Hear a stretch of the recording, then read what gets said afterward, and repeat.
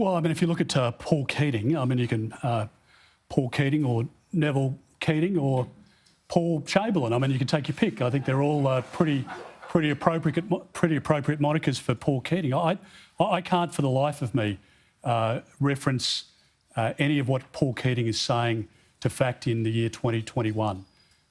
There's a great delight in thinking the US might be in decline in Keating's mind. There's delight about that, and that's always been part of his public disposition.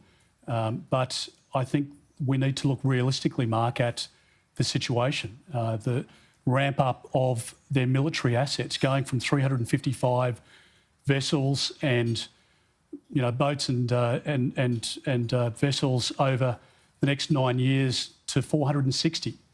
All of the grey zone activity, the cyber attacks, and all of that. If you can draw Paul Keating's conclusion and agree with that, as a result, I just can't. And I think it's time for Labor to step up. When Labor was last in government, they ripped money out of defence.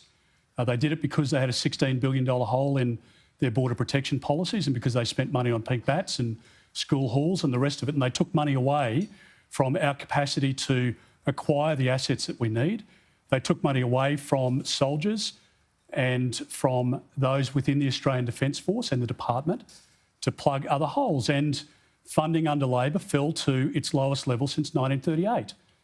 And that's not me making it up, that's fact. I mean, that's what Labor did as opposed to what they said they would do when they were in opposition. See, I mean, I've been around this game for a little while now. I've seen Labor promise things in opposition, and then I see what they deliver in government, and sometimes they are complete polar opposites. And in defence, there's no greater example. So they can speak muted, in a muted way, or they can speak in a bullish way, in a hawkish way. But at the moment, I think you're better off to look at what they did when they were in government. That was to strip defence of money and the ability to acquire those assets. And if in part we've got problems at the moment of not being able to acquire particular assets, it's because they weren't ordered during that period of government. And there is a long lag and a lot to catch up, and we're in the process of catching up. Well, somebody who isn't Labor recently wrote that it is irresponsible and counterproductive to explicitly canvass the possibilities of direct military conflict, and a sophisticated government can maximise the message of deterrence without explicitly, airily and irresponsibly talking about war. That was Greg Sheridan from The Australian. So it's not just the Labor Party discussing these things, Minister.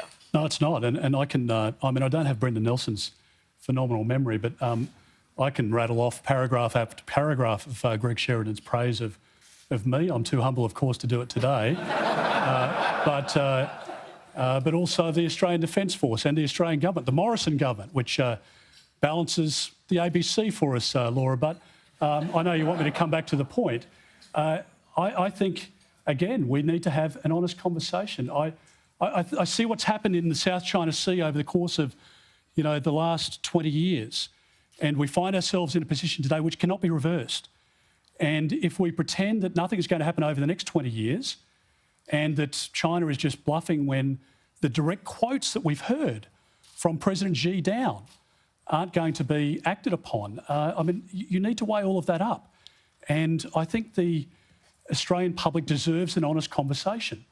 And they need to understand that the government, and through it the Australian Defence Force, is making sure that we have every capacity, every capability to defend our country, to be a useful neighbour, to stand up for those that have been silenced, and to work with our great partners, including the United States, the United Kingdom, China, Japan, India, South Korea, many others in the region.